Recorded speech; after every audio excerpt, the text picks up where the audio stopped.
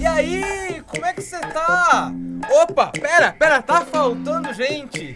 Anderson Barros aqui com vocês, podcast Caos Corporativo na área. Sim, tá faltando a Amanda, tá faltando o Alberto. Eles já estão de volta, estão por aí, curtindo a vida. Mas não tô sozinho não, né? Você já vai saber quem é que tá aqui comigo. Nós estamos na temporada O Futuro, o presente do trabalho.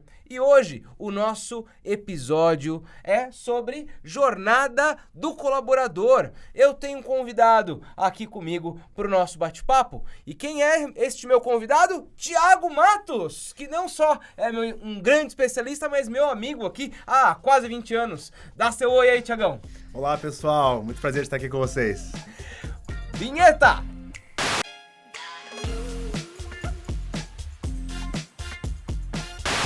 E aí, gente, tudo bem por aí? Olha só, o Thiago, né, falei pra vocês, é meu amigo há mais de 20 anos, deixa eu apresentar ele pra vocês. Ele é autor do livro Jornada do Colaborador e esse é justamente o papo hoje aqui do nosso podcast. O Thiago, para vocês terem ideia, ele é especialista em design de experiências, consultor de recursos humanos, mentor e escritor que ajuda empresas e outros profissionais de RH a repensarem seus modelos de trabalho. E esse tema aqui, Thiagão, pegou, hein, nos últimos tempos, hein? Queria que você falasse aqui, né, desse o seu oi agora oficial e contasse aqui um pouquinho pra gente como é que você começou nessa história de estudar sobre jornada do colaborador, Ti. Legal, meu amigo. Bom, a jornada do colaborador, para mim, caiu no colo em um momento específico da minha carreira e muito por conta de um projeto que eu atuei em experiência do cliente. E aí foi aí que eu conheci todo o contexto de experiência, olhando para o consumidor, aprendi sobre design thinking, aprendi sobre jornada do consumidor e pensei, cara, por que não colocar esse negócio aí dentro do RH? Pra gente olhar para quem tá dentro, pra gente olhar para os colaboradores e também melhorar a experiência de quem tá dentro. Total. Porque, afinal, o reflexo de quem está dentro é o que vai para fora, principalmente quem está na ponta do negócio. Então, foi aí que surgiu a ideia maluca de escrever esse livro aí e falar com as pessoas sobre como elas podem fazer também. E olha como isso é engraçado, né, Thiago? Sobre aproveitar oportunidades, né? Porque, putz, a gente recebe muita gente, muito autor, e às vezes as pessoas, né? Não, porque eu já pesquiso, estudei, queria e não sei o quê. E às vezes tudo é uma questão de aproveitar a oportunidade, né, Ti? Sim. Porque não tem muita gente hoje, acho que pelo menos no Brasil, que escreve sobre jornada do colaborador, né? O seu foi um dos primeiros livros que eu andei vendo a respeito do tema. Então, eu já queria que você começasse a falar aqui para todos os nossos ouvintes, telespectadores, um pouco do como que você, né, enxerga o que é a jornada do colaborador. Claro, é um prazer. Bom, a jornada do colaborador, para mim, a gente ter uma visão macro de todas as etapas que ele passa dentro das organizações. Uhum. E como é que ele se relaciona com a rotina de trabalho dele, as ferramentas de trabalho e o ambiente que ele está. Uhum. E para mim, esse contexto, ele tem que propiciar que o colaborador tenha uma jornada fluida, agradável, para que ele tire amarras e ele possa produzir melhor e mais para as organizações. Então, a jornada não é só para deixar o ambiente agradável para o colaborador, não é só entregar um kit de boas-vindas ou porque é para deixá-lo somente feliz, mas é para deixá-lo também livre de problemas burocráticos para que ele produza bem, produza rápido e entregue relevância para o negócio e para os clientes. Ô, Ti, então não é só mandar a mochila junto com... Porque assim, é engraçado, né? Porque eu lembro de uma época que a gente chegava em algumas organizações e você esperava, 3 semanas pra você conseguir uma senha, né? Exato. Um acesso de um sistema. É isso aí. Isso acontece ainda hoje, viu? Vamos dizer que ainda acontece hoje. Não é mais coisa do passado? Não é coisa do passado. É que você está há muito tempo fora do mundo corporativo, mas ainda acontece. Então, pensar em jornada do colaborador não é só cuidar das senhas e mandar a mochila, né, para casa dele, tá certo? É isso aí, porque essa também é uma preocupação relevante, mas isso é a cereja do bolo. Todo o restante tem que estar funcionando bem, porque senão você também pode dar um tiro no pé com algo assim, porque você faz uma entrega no início memorável, mas quando ele começa a trabalhar e se vê em meio a um monte de problemas de rotina que ele não consegue nem produzir, você leva o NPS dele lá para baixo. Porque no momento ele vai dar uma nota excelente naquele início e logo na sequência ele vai cair e você vai ficar se perguntando por quê. Porque o básico não foi feito. E acho que esse é o ponto, sabe? Porque eu vejo, sabe, muitas organizações começando a querer lidar com o tema, né? Jornada do colaborador, EVP, né? Que caso Sim. você, ouvinte ou telespectador, ainda não tenha ouvido falar, EVP é a sigla para Employee Value Proposition, né? Proposta de valor para o empregado. Que é Exato. quase a mesma coisa, né? Sim. Só dando as devidas traduções. E eu vejo muita gente ainda querendo fazer porque tem outras pessoas fazendo, mas não necessariamente aquilo seja um valor para a organização. Eu queria um pouco, sabe, da sua visão. Você que está nesse mercado, troca, né, com pessoas que também pensam a respeito do tema. Queria a sua visão honesta e sincera. As organizações estão enxergando este valor no geral ou ainda estão meio Maria vai com as outras, assim? Uma parte sim, uma parte vê valor porque já entendeu que o colaborador é livre de amarras para trabalhar. O colaborador é engajado para fazer a sua entrega, ele vai fazer diferença na entrega para o consumidor lá na ponta e a entrega dele vai ser com maior qualidade. E se você falar também de tempo de execução, o SLA diminui para a entrega. Então, pensando nesse contexto que envolve a jornada e a experiência do colaborador na rotina de trabalho, ele, livre das amarras, com uma jornada fluida, com uma rotina de trabalho onde ele é livre para poder conduzir e fazer as entregas, vai gerar lá na ponta um retorno financeiro, que é o que o executivo quer. Não é só também, como a gente comentou aqui, a experiência pela experiência para melhorar o ambiente de trabalho. Mas tem muita organização, há muita, aqui no Brasil principalmente, que vai para o modismo ou que simplesmente altera lá o nome do RH para People Experience, algum outro nome lá para colocar lá no LinkedIn, por exemplo, mas na essência. E aí, não é uma crítica que eu vou dizer agora, gente, porque existe um viés aí de quem trabalha em RH na execução, voltar ao que aprendeu no passado, né? De construir as coisas como foi construído há 10 anos atrás. Minha zona de segurança, né? Pera lá, Exato. aprendi assim, naquela época dava certo, né? Exato, exatamente isso. E aí, na hora de executar hoje, com mindset de jornada, mindset de experiência, acaba tendo dificuldade de colocar isso na prática. E é aí que está o ponto do livro. O livro traz os 7 passos para você construir minimamente experiências que façam diferença, olhando com o viés do colaborador. Construir experiência com o viés da pessoa, e não com o viés do organizacional, por modelagem de processo somente, e não só isso. E, inclusive, tia, a gente quando estava batendo um pouco de papo aqui do nosso aquecimento, e você me contou, né, com mais detalhe, a sua história, né, como é que isso caiu no colo e tudo mais, você estava me dizendo que você foi procurar mais referências e não tinha.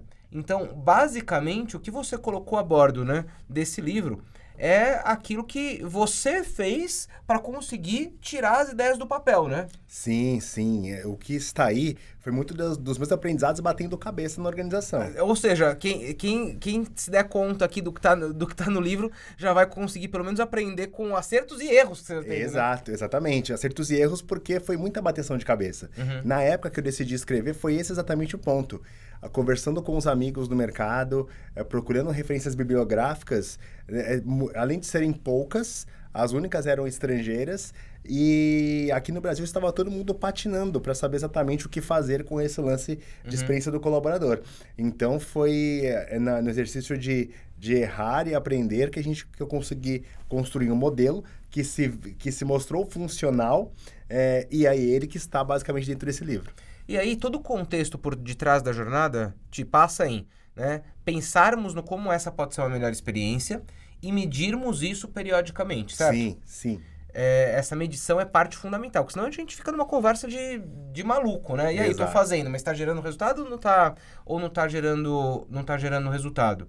E eu queria um pouco da sua visão, quando você conseguiu, sabe, chegar no framework, chegar no modelo e implementar. Você conseguiu ver na sua história, né, na empresa em que você fez isso num primeiro momento, avanços desses números de alguma maneira? Sim, sim, super. O mecanismo de criar experiência passa por um movimento de escuta. É necessário fazer escuta, e aí por meio de pesquisa, ou pode ser de várias maneiras. Você diz escuta das pessoas mesmo. Sim, escuta exato. dos funcionários, de todas as áreas e tudo mais. Exato. Passa por esse movimento o que de funciona, fazer... o que não funciona e assim vai. Exato.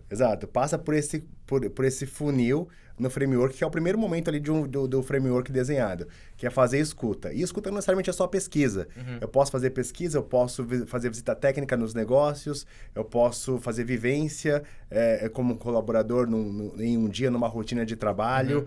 Posso conversar com as pessoas informalmente. Tudo isso gera insumos para a construção para juntar informações, para a gente construir esses insights.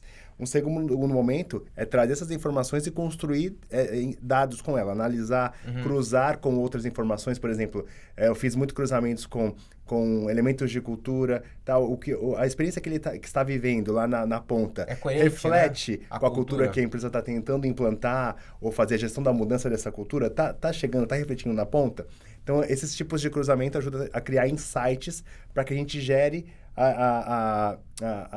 leve os dados para quem é de direito, mas também gere influência na construção de novos produtos. E mude também, né? Tem oportunidade de fazer essas adequações da jornada. Mas assim, o primeiro insight que eu tiro da nossa conversa é: você não vai conseguir pensar ou repensar a jornada do colaborador se você não tiver dados, exato, né? Para fazer isso, né? Sim. Tocando de ouvido não vai rolar, né? Não vai rolar, porque aí vai ser a sorte. Você precisa minimamente...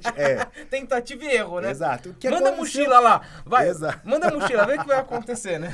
E isso aconteceu muito no passado, né? O RH construía muita coisa olhando pro próprio umbigo, ou para modismos do mercado. Porque achava que, é legal para mim, vai ser legal para todo mundo, exato, né? E aí que pecou-se bastante. Tanto é que hoje o RH é uma das áreas que não é muito vista ainda nas empresas, e os próprios estudantes de administração, se você for buscar nas universidades, fizer uma pesquisa rápida ali, a maioria não quer fazer carreira em RH.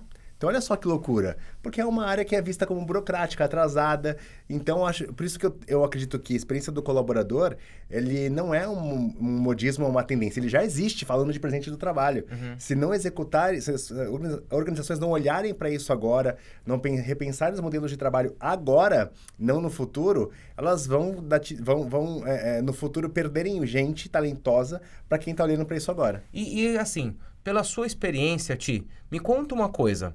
Né, você já teve a oportunidade de ter acesso a muitos desses dados e já começou a entender, né, por tudo que você faz, o que os colaboradores mais valorizam nessa jornada. Você consegue trazer alguns insights, assim, olhando tudo que você já fez, onde você atuou, dando uma dica para quem ainda aqui, né, não teve a oportunidade de mergulhar nesses estudos. Tipo, o que é sempre golaço? Que todo mundo, né, acaba sendo expectativa, todo mundo pede. Enfim, queria um pouco desse seu olhar, assim. Tá. Tirando o modismo do kit boas-vindas, que tá na moda, todo mundo pede. O hashtag, e posta nas redes sociais. Cara, o que é sempre golaço, e foi aí que eu acertei nas minhas experiências, é trabalhar com melhorias da rotina de trabalho. Tipo? Por exemplo... diminuir o SLA de uma entrega de senha, de acesso de sistemas, falando no onboarding. Diminuir o SLA de atendimento de helpdesk quando você tem algum problema com o seu computador, para você conseguir trabalhar de uma maneira mais fluida. Garantir minimamente que os processos com que você trabalha naquela rotina, os seus stakeholders na organização, estejam num contexto que facilite a sua rotina de trabalho. Ou seja, desburocratização, né? E não atrapalhe, desburocratizar boa parte dos processos. Não atrapalhe sua jornada. Porque minimamente as pessoas estão ali para executar a rotina e querem que ela seja fluida. Quando você se vê em uma série de problemas que você tem que resolver, não consegue, você se vê em um monte de preocupação. Preocupação porque não conseguiu resolver, porque o seu trabalho está acumulando e você não consegue entregar, o seu chefe na tua orelha falando que você precisa fazer. Você não vai ter mais prazo porque a sua senha não está funcionando, né? Exatamente. A vida como ela é, né? A vida como ela é. E aí... vira uma bola de neve. O colaborador se vê obrigado a usar, às vezes, e-mail pessoal, usar computador pessoal, falando aqui especificamente, por exemplo, de problemas no computador, e aí isso gera um problemaço, outros problemas com outras áreas da organização. Olha só como é curioso, né? Que quando a gente começou aqui o nosso papo, eu imaginei que iam vir umas coisas estrombólicas, assim, que a gente tinha expectativa disso, daquilo. Eu quero o meu vale viagem pra Paris, né? Eu quero o meu vale... Isso também funciona, viu? Não dá pra negar. Também funciona, mas depende de muita grana, né? Essa é a questão. Mas, no final das contas, não é nada disso, né? Se a gente garantir o básico bem feito nessa experiência, em toda essa jornada, a gente já vai mexendo com essas notas, né? É isso, cara. É isso. E começar pelo básico bem feito é o que eu recomendo. E dentro desse básico bem feito, é mapear aquilo que você tem baixo investimento ou investimento nenhum para mexer. Muitas das coisas que eu aprendi, né, na minha jornada, trabalhando com a experiência do colaborador, é que muitos dos problemas podem ser resolvidos com alinhamentos, redesenhos de processos. Uma comunicação mais assertiva entre as áreas. Resolve a maioria dos problemas burocráticos que empacam ali na experiência. Não precisa de coisas mirabolantes para resolver essas questões. E isso faz com que as pessoas trabalhem mais satisfeitas, trabalhem mais tranquilas. Então, mais felizes, né? Mais felizes, exatamente. E aí, depois disso... Aí você entrega um vale viagem, aí você entrega um mega kit, porque aí vira aquele momento uau da experiência. E não tentar tapar o sol com a paneira com um momento uau desse, sendo que o contexto todo no entorno dele é muito ruim. E o que eu queria te perguntar ainda sobre isso é o seguinte, né? A gente está falando aqui que medir é importante. Com qual frequência é importante para as organizações terem acesso, sabe, a esse NPS? Pensando em processo mesmo, claro, querendo dar dica para quem está aqui nos acompanhando. É um negócio para a gente fazer todo mês? É vivo? Né? Em que momento que eu tô ali tirando essa temperatura? Boa, excelente pergunta. Dá para fazer de várias maneiras, tá? Existe a possibilidade de você mapear toda a jornada do colaborador na organização, mapear os pontos de contato dessas jornadas e estabelecer um processo de escuta contínua. Para isso, obviamente, você vai precisar de um investimento para poder minimamente automatizar pesquisas, automatizar uma mensageria, para que você ganhe escala, senão você não consegue fazer. Mas ainda mais em organizações com milhares de funcionários, né? Exatamente. Então, você vai precisar minimamente se ferramentalizar ali para executar, automatizar parte desse trabalho. Mas dá para fazer também de outras maneiras. Como eu vivo hoje, por exemplo. Hoje não tem uma ferramenta de escala de pesquisa. Então, a gente trabalha por projeto. Então, a gente atua hoje mais ou menos como uma área de projeto dentro de RH, falando de experiência. Então, onde o calo está mais apertando aqui? A gente ouve a organização, ouve os executivos, ouve o projeto de transformação da organização, e aí a gente bota os olhos naquele foco. Né? Isso. Aí lá, naquele projeto, naquele tema escolhido.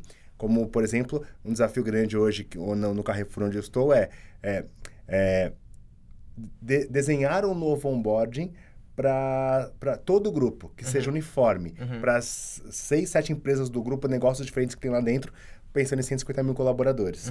Sendo que 90 e tantos % estão na base, na operação, em lojas espalhadas de Oiapoque e Oxuí. Então, tem complexidade de escala, tem complexidade de logística, tem como é que a gente uniformiza isso, leva os elementos de cultura para a ponta e que tenha governança.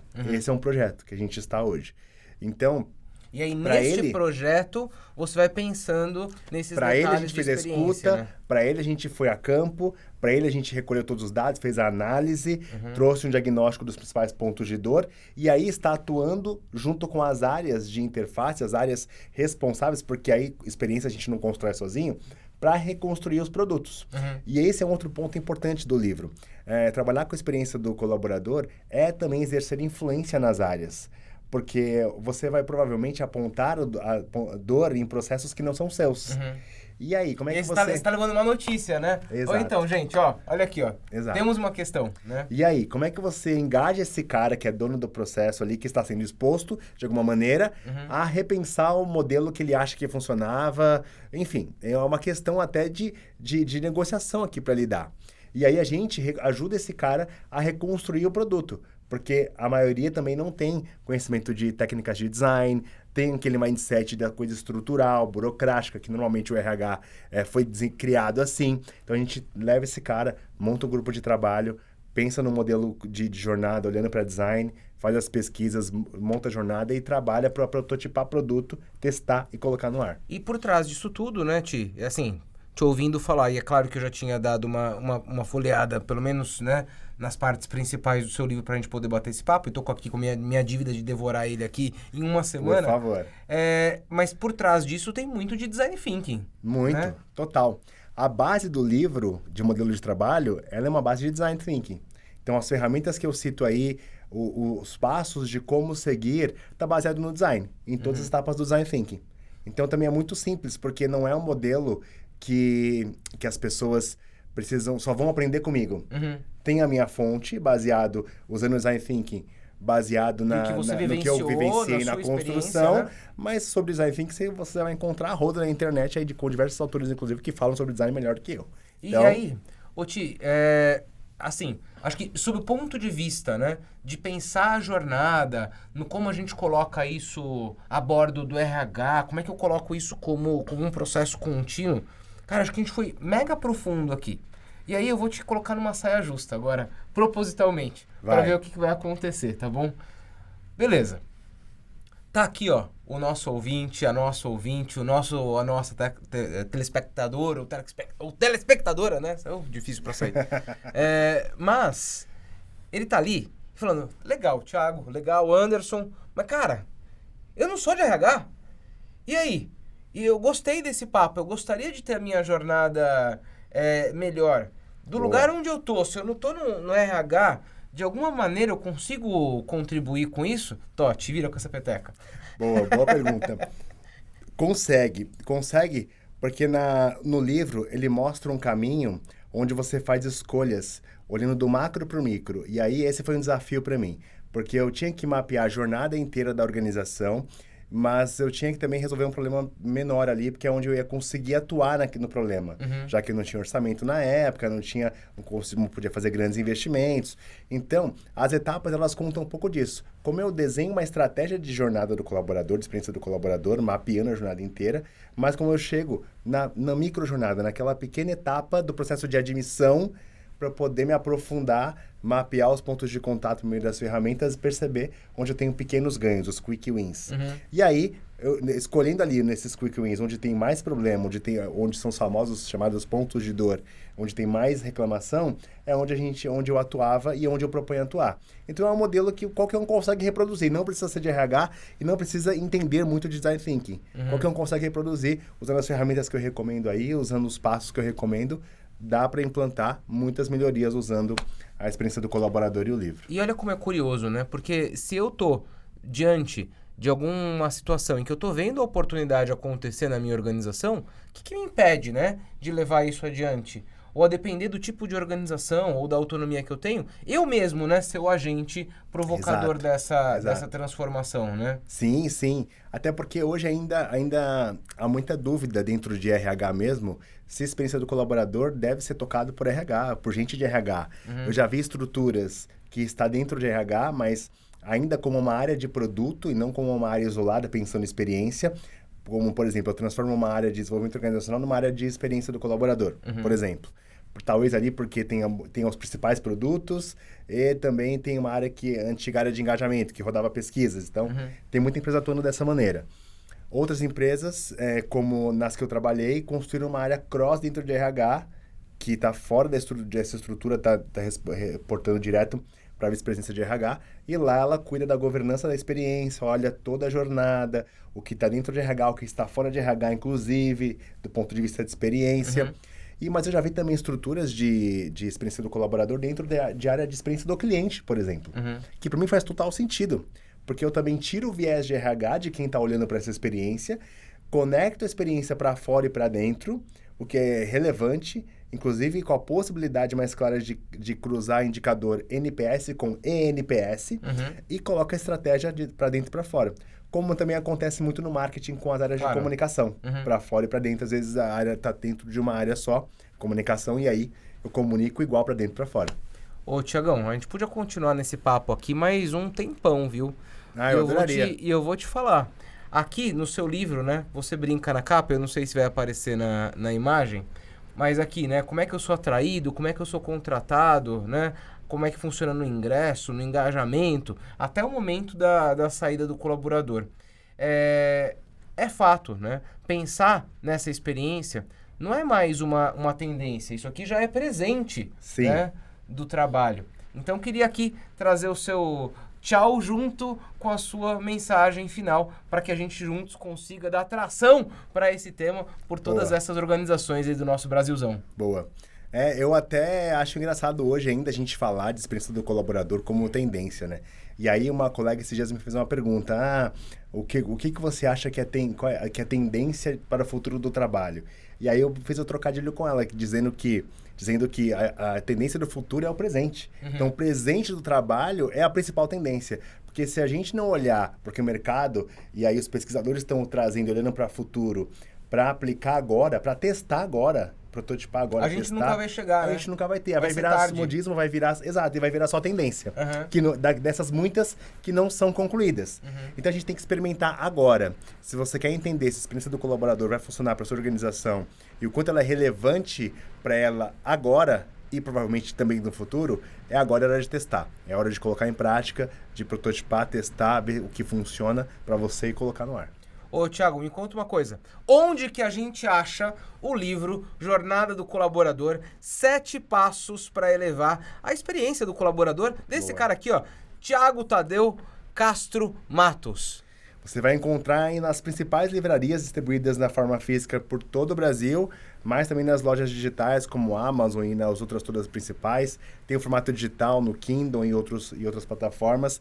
Não tem desculpa, gente. Vocês encontram em qualquer lugar que vocês pesquisarem. Jogou lá no Google, buscou o nome do livro, vai aparecer uma porrada de lugar que vocês podem fazer a compra, para escolher. Seu LinkedIn? Thiago.matos. E seu o meu Instagram? Thiago.matos_. Muito bom. Ti, obrigado pela sua visita. Meu amigo. Foi ótimo te receber aqui. Quem quiser entender mais a respeito do tema, chama o Thiago para um bate-papo e a gente se vê por aí. Obrigado mais uma vez, mais um episódio. Semana que vem, ó, time completo por aqui, hein? Então, tchau, tchau para vocês! Valeu, pessoal. Foi um prazer.